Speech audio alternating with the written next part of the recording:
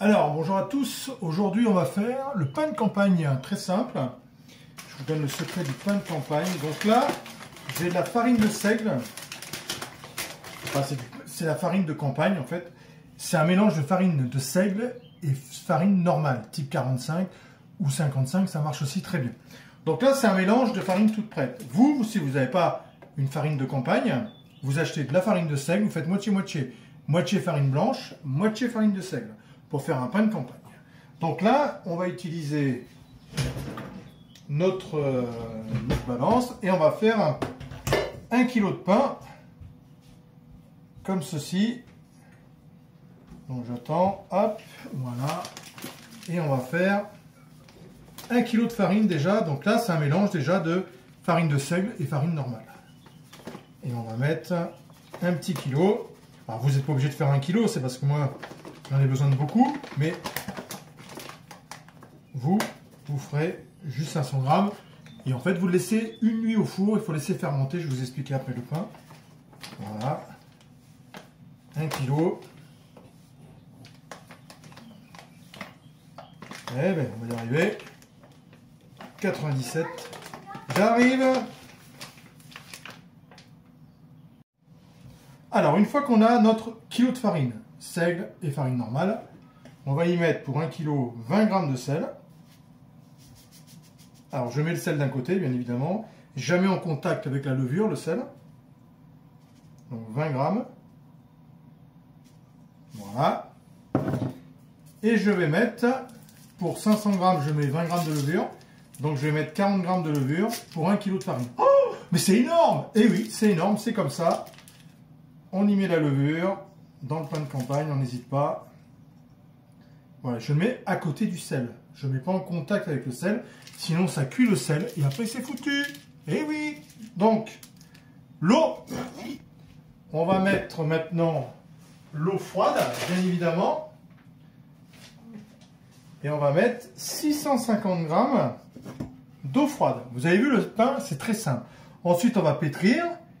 On va filmer, on va le mettre dans un récipient, on va le filmer et on va le laisser une nuit entière au frigo et vous pouvez le laisser la journée aussi. En fait, vous pouvez laisser au moins 24 heures au repos, ça va donner la fermentation à votre pain, ce qui va donner du goût à votre pain. Si vous le faites dans les 2 heures, il sera bon, il sera chaud, oh, il n'est pas mauvais, d'accord. Mais si vous voulez vraiment donner un bon goût, qu'il ait un bon goût de fermentation, un bon goût de levain, vous le laissez fermenter au moins 24 heures. C'est idéal. Moi, je vais le laisser 24 heures au frigo. On se retrouvera que dans 24 heures. J'ai dit combien? 650. Vous suivez pas, hein? Voilà. Oh, dis donc, j'ai fait au pif, mais il me manque 20 grammes. Voilà. Et on va bien le pétrir, hein, au moins pendant 5-6 minutes. Hein. Facile. Voilà. Hop. Donc j'ai un batteur, si vous avez notre robot tourneur, ou à la main, mais alors à la main, c'est un peu plus physique quand même. Hein. Donc on va y mettre le bras et on va le laisser pétrir au moins 6 bonnes minutes. Au début doucement, pour ne pas prendre de la farine dans la tête, bien évidemment. Voilà. Il fait beaucoup de bruit, je sais. Voilà, là il pétrit bien.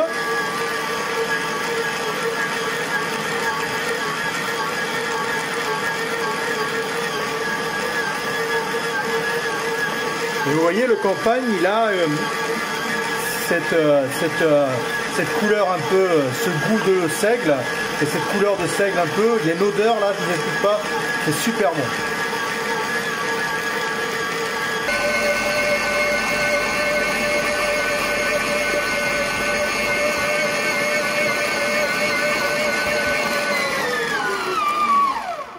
Voilà, là, on a le pain qui est nickel. Donc là, vous voyez, la texture, elle est ferme mais souple à la fois, vous voyez. Elle est nickel.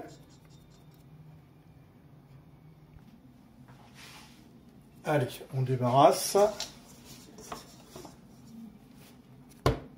Voilà. On fait une jolie boule.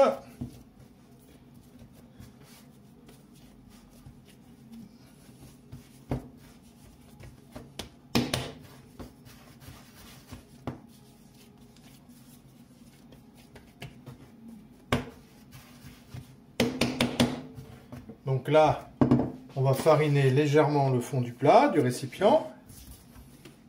On y met notre pain. Je vais bien le filmer. Donc là, notre pain, vous voyez, il est bien comme ça. Je vais bien le filmer. Donc je vais surtout bien envelopper le saladier parce que ça va pousser, bien évidemment. Et donc là, on va le laisser minimum 12 heures au frais. L'idéal, 24 heures au frais. Vous l'oubliez, vous faites comme si quand vous ouvrez la porte du frigo, il vous appelle, vous l'ignorez, vous... Non, non, non.